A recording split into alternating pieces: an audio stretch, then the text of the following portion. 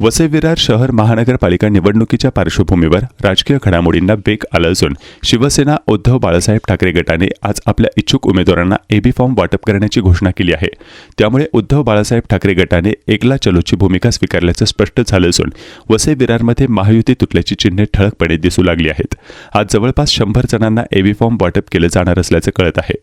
गेल्या अनेक दिवसांपासून बहुजन विकास आघाडी, काँग्रेस आणि मनसे यांच्यात संभाव्य युतीबाबत चर्चा सुरू होती। मात्र सध्याच्या घडामोडींमुळे ही चर्चा आता धुसर झाल्याचे चित्र आहे। दुसरीकडे वसई विरारमध्ये भाजप आणि शिवसेना शिंदे गट यांच्यात जागा वाटपाची बोलणी पूर्ण झाली असून दोन्ही पक्ष एकत्रितपणे निवडणूक लढवत आहेत। या घडामोडीच्या पार्श्वभूमीवर बहुजन विकास आघाडी आणि महाविकास आघाडीत बिघाडी झाल्याचं स्पष्ट होत आहे।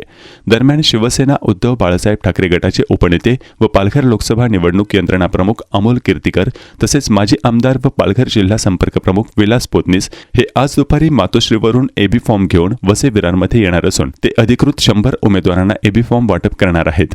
काल वसई विरारचे जिल्हा प्रमुख प्रवीण भापरळकर यांनी शिवसेना पक्षाच्या वतीने शिवसेनेचे सचिव अनिल देसाई यांना उमेदवारांची नावे कळविण्यासाठी अधिकृत हक्क देण्यात आला आहे। एकूणच वसई विरारच्या राजकारणात शिवसेना उद्धव बाळासाहेब ठाकरे गटाने वेगळी भूमिका घेतल्यानं आता नव्या समीकरणांची जुळवाजुळव सुरू झाली असून निवडणूक लढतीत तिरंगी आणि चौथ्या आघाड्यांची शक्यता अधिक गडद होताना दिसत आहे। बहुजन विकास आघाडी युतीबरोबर ज्या प्राथमिक चर्चा झाल्या त्या सकारात्मक होत होत्या। बहुजन विकास आघाडी चर्चा सकारात्मक करत होती, परंतु आता काही दिवसांमध्ये सीट वाटप आणि निशाणीवरून आमची चर्चा चालली होती। परंतु आता 2 दिवसापूर्वीपर्यंत आमची चर्चा थांबलेली आहे। आता 2 दिवसात कोणतीही चर्चा झालेली नाही आहे।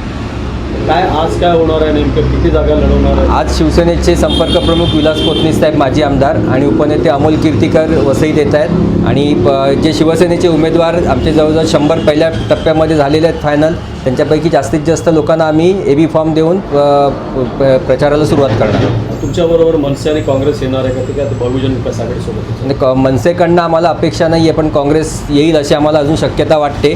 त्या बाबतीतला निर्णय शेवटी काँग्रेसने घ्यायचा आहे। जर काँग्रेस आमच्याबरोबर येत असेल तर त्यांचं स्वागत आहे। पण हा तिढा कशामुळे झाला?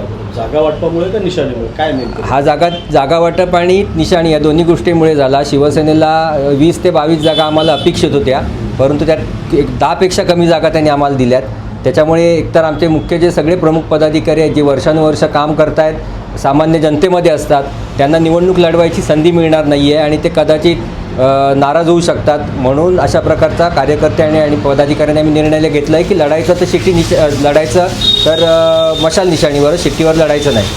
आणि चिन्हाचं काय होतं? बहुजनकडनं काय ऑफर होतं चिन्हावर? बहुजनकडनं ऑफर आहे की शिटी निशाणीवर लढावं, परंतु आमचा स्वतंत्र पक्ष असल्यामुळे, राज्य पातळीवरचा पक्ष असल्यामुळे आणि पक्षाचा मतदार असल्यामुळे आम्ही ते नाकारलेलं आहे। जर आम्ही शिट्टीवर लढलो असतो तर आम्हाला त्यांचं एबी फॉर्म घ्यावा लागेल, परंतु त्याकरता कुठलेही पदाधिकारी आणि शिवसैनिक तयार नाही आहेत। त्याच्यामुळे आम्ही आमच्या मशाल निशाणीवर लढतो। जर तुम्हाला योग्य सीट दिली तर युती करणार बहुजन? त्या बाबतीतचा निर्णय आता मान्य पक्षप्रमुख जो आदेश देतील त्याच्यावर वसईतले शिवसैनिक घेतील।